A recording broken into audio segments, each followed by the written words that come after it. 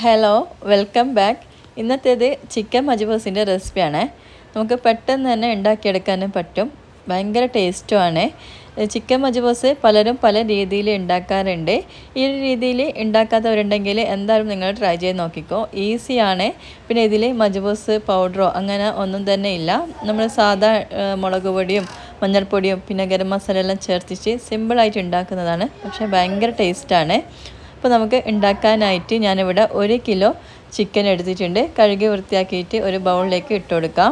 ഇതിലേക്ക് 1/2 ടീസ്പൂണ് മഞ്ഞൾപ്പൊടിയും ആവശ്യത്തിനുള്ള ഉപ്പും 1/2 ടീസ്പൂണ് ഗരം മസാലയും പിന്നെ 2.5 ടേബിൾ സ്പൂണ് കാശ്മീരി മുളകും എരിവുള്ള മുളകും കൂടി മിക്സാക്കിയതും കൂടി ഇട്ട് കൊടുക്കുന്നുണ്ട്. 3/4 ടേബിൾ സ്പൂണ് ഇഞ്ചി പേസ്റ്റും പിന്നെ 1.5 ടേബിൾ സ്പൂണ് വെളുത്തുള്ളി പേസ്റ്റും കൂടി ഇട്ട് കൊടുക്കുന്നുണ്ട് കേട്ടോ. ഇതെല്ലാം കൂടിയിട്ട് നമുക്ക് മിക്സ് ആക്കിയിട്ട് എടുക്കാം. വേണമെങ്കിൽ ഒരു അരമണിക്കൂറെങ്കിലും ഒന്ന് റെസ്റ്റ് ചെയ്യാൻ വെക്കാം. ഞാനിവിടെ ഒരു 1/4 മണിക്കൂറിനടുത്തായിട്ട് റെസ്റ്റ് ചെയ്യാൻ വെക്കുന്നുണ്ട്. ഇനി നിങ്ങൾക്ക് ഇതിലേക്ക് കുറച്ച് തൈരോ അല്ലെങ്കിൽ വിനാഗിരിയോ ചെറുനാരങ്ങ നീരോ വേണമെങ്കിൽ ചേർത്തിട്ട് മിക്സ് ആക്കിയിട്ട് എടുക്കുകയും ചെയ്യാം കേട്ടോ. ഇനി നമുക്കിത് ഫ്രൈ ചെയ്തെടുക്കാം. ഫ്രൈ ചെയ്യാനായിട്ട് ഒരു പാനിലേക്ക് കുറച്ച് ഓയിൽ ഒഴിച്ച് കൊടുക്കുന്നുണ്ട്. എന്നിട്ട് ഫ്രൈ ചെയ്തെടുക്കുന്നുണ്ട് കേട്ടോ. ചിക്കൻ ഫ്രൈ ചെയ്യുന്ന ടൈമിൽ അധികം അങ്ങ് ഡ്രൈ ആയി പോകണ്ട, കുറച്ചൊരു ജ്യൂസി ആയിട്ടാണ് വേണ്ടത്. അതുകൊണ്ട് തന്നെ ഒരു മീഡിയം ഫ്ലെയിമിൽ വെച്ചിട്ട് അങ്ങനെ അധികം കരിഞ്ഞു പോകാണ്ട് ആ ഒരു നല്ലൊരു ജ്യൂസി ആയിട്ട് കിട്ടുന്ന അങ്ങനെ ഫ്രൈ ചെയ്തെടുക്കാം. എല്ലാ ചിക്കനും ഒരു പാനിൽ തന്നെ ഇട്ടിട്ട് ഫ്രൈ ചെയ്തെടുക്കുന്നുണ്ട്. ഇനി മജ്ബൂസ് ഉണ്ടാക്കാനായിട്ട് ഒരു ബിരിയാണി പോട്ട് വെച്ചിട്ടുണ്ട് കേട്ടോ. നോൺ സ്റ്റിക്കിൻ്റെയാണ് എടുത്തിട്ടുള്ളത്. അതിലേക്ക് ഒരു 2.5 ടേബിൾ സ്പൂണിലും കൂടുതലായിട്ട് ഓയിലും പിന്നെ ഒരു 1.5 ടേബിൾ സ്പൂണ് ഗീയും കൂടി ഒഴിച്ചു കൊടുക്കുന്നുണ്ട്. ഇനി അതിലേക്ക് ഹോൾ സ്പൈസസ് ഇട്ട് കൊടുക്കാം. കുറച്ച് ജീരകം ഇട്ട് കൊടുക്കാം കേട്ടോ. വലിയ ജീരകമാണ് എടുത്തിട്ടുള്ളത്. പിന്നെ കറുവപ്പട്ട, ബേ ലീവ്സ് പിന്നെ ഗ്രാമ്പൂ എല്ലാം എടുത്തിട്ടുണ്ട്. അപ്പോൾ അളവെല്ലാം ഞാൻ ഡിസ്ക്രിപ്ഷനിൽ കൊടുക്കാം. അപ്പോൾ അതെല്ലാം ഒന്ന് ആ ഒരു ഓയിൽ നിന്ന് ഒന്ന് വറുത്തെടുക്കുക. അധികം വറന്നു പോകണ്ട. എന്നിട്ട് അതിലേക്ക് ഒരു 3 വലിയ ഉള്ളിയില്ലേ, അത് നീളത്തിൽ കട്ട് ചെയ്തത് ഇട്ട് കൊടുക്കുന്നുണ്ട്. അതും കൂടി നന്നായിട്ട് വഴറ്റിയെടുക്കണം. പെട്ടെന്ന് തന്നെ വഴന്ന് കിട്ടാൻ വേണ്ടിയിട്ട് ഉപ്പും കൂടി ചേർത്ത് കൊടുക്കുന്നുണ്ട്. ഉള്ളി വഴറ്റാൻ വേണ്ടിയിട്ട് ഓയിൽ എടുക്കുമ്പോഴേ കുറച്ച് മാത്രം ഇപ്പോൾ എടുക്കാൻ, ബാക്കി നമ്മൾ ചിക്കൻ ഫ്രൈ ചെയ്തിട്ടുള്ള ഓയിലില്ലേ അതോടെ ഇതിൽ ചേർത്ത് കൊടുക്കുന്നുണ്ട്. ഇനി അതിലേക്ക് പച്ചമുളക്, ഇഞ്ചി, വെളുത്തുള്ളി പേസ്റ്റാക്കിയതും കൂടി ഇട്ട് കൊടുക്കുക.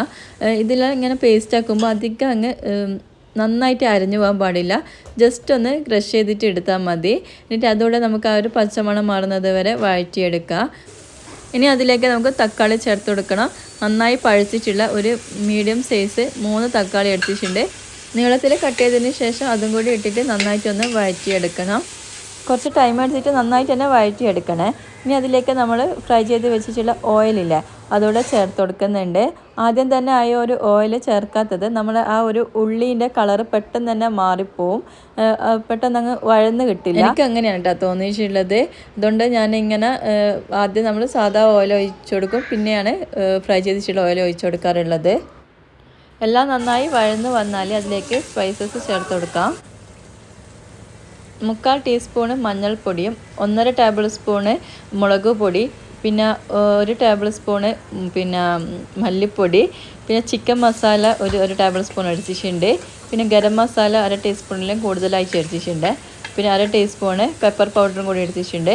അപ്പോൾ എല്ലാം കൂടിയിട്ട് അതിലേക്ക് ഇട്ടിട്ട് ആ ഒരു പച്ചമണം മാറുന്നത് വരെ അതിൽ നിന്ന് നന്നായിട്ടൊന്ന് വഴറ്റിയെടുക്കണം. ഈ ഒരു ടൈമിൽ നിങ്ങൾക്ക് എന്തെങ്കിലും മസാലപ്പൊടിയിൽ കുറവ് തോന്നിയിട്ടുണ്ടെങ്കിൽ ഇട്ട് കൊടുക്കണേ.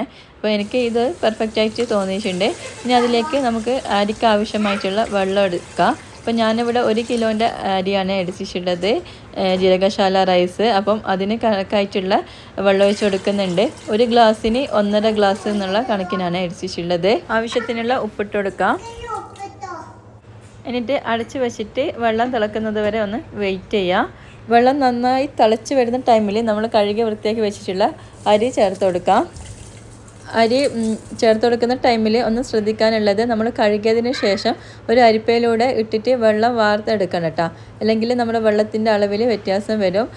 ചോറ് നന്നായി വെന്ത് കുഴഞ്ഞു പോകാനുള്ള സാധ്യതയുണ്ട്. അതുകൊണ്ട് അതൊന്ന് ശ്രദ്ധിക്കണേ. എന്നിട്ട് എല്ലാം കൂടി ഒന്ന് മിക്സ് ആക്കിയിട്ട് എടുക്കുക. ഉപ്പും മസാലയെല്ലാം ഒന്ന് ഈ ടൈമിൽ നോക്കാം, ടേസ്റ്റ് എല്ലാം. ഇനി അതൊന്ന് വെന്ത് വരുന്നത് വരെ വെയിറ്റ് ചെയ്യുക. ഇടയ്ക്കിടയ്ക്കായിട്ട് ഇളക്കി കൊടുക്കേണ്ട ആവശ്യമില്ല. ജസ്റ്റ് ഓപ്പൺ ചെയ്തിട്ട് ഇനി അതിലേക്ക് കുറച്ച് മല്ലി ഇലയും പിന്നെ പുതിന ഇലയും ഇട്ട് കൊടുക്കുന്നുണ്ട്.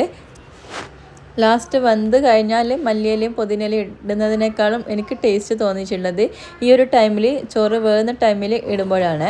ഇനി നന്നായിട്ട് വേകാൻ വേണ്ടിയിട്ട് ഒന്ന് അടച്ച് വെക്കുന്നുണ്ട്.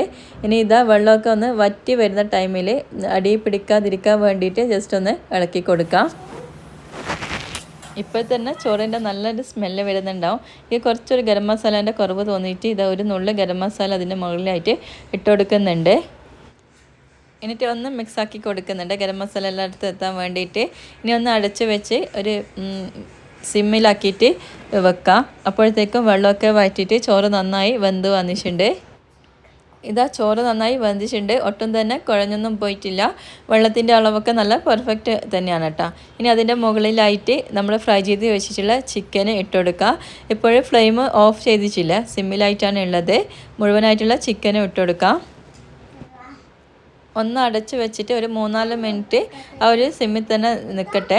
എന്നിട്ട് നമുക്ക് ഓപ്പൺ ചെയ്തിട്ട് എല്ലാം കൂടി ഒന്ന് മിക്സ് ചെയ്തെടുക്കാം. സിമ്പിളായിട്ട് ഉണ്ടാക്കാൻ പറ്റിയിട്ടുള്ള ഒരു റെസിപ്പിയാണ്. എന്തായാലും ട്രൈ ചെയ്ത് നോക്കാം. നമുക്ക് എന്തെങ്കിലും മടിയുള്ള ടൈമിലോ അല്ലെങ്കിൽ കഴിയാത്ത ടൈമിലോ ഫുഡ് ഉണ്ടാക്കേണ്ട വരുമ്പോൾ ഇതേപോലെ ഒന്ന് ഉണ്ടാക്കി നോക്കിക്കോ. നല്ല ടേസ്റ്റുമാണ്, പെട്ടെന്ന് കഴിയുകയും ചെയ്യും. ഇത് നിങ്ങൾക്ക് ജീരകശാല റൈസിന് പകരമായിട്ട് ബസ്മതി റൈസ് കൊണ്ട് ഉണ്ടാക്കാം. പക്ഷെ എനിക്ക് കൂടുതൽ ടേസ്റ്റ് തോന്നിയിട്ടുള്ളത് ജീരകശാല റൈസ് കൊണ്ടാണ്. പിന്നെ ഇത് നമുക്ക് കുക്കറിൽ വേണമെങ്കിൽ അങ്ങനെ പെട്ടെന്ന് ഉണ്ടാക്കിച്ചെടുക്കുകയും ചെയ്യാം. അപ്പോൾ എന്തായാലും ട്രൈ ചെയ്ത് നോക്കിയിട്ട് ഫീഡ്ബാക്ക് കമൻറ്റ് ബോക്സിൽ അറിയിക്കുക. അപ്പോൾ മറ്റൊരു നല്ല വീഡിയോ ആയിട്ട് കാണാം. ഇതുവരെ സബ്സ്ക്രൈബ് ചെയ്തിട്ടില്ലെങ്കിൽ ഒന്ന് സബ്സ്ക്രൈബ് ചെയ്ത് സപ്പോർട്ട് ചെയ്യണേ.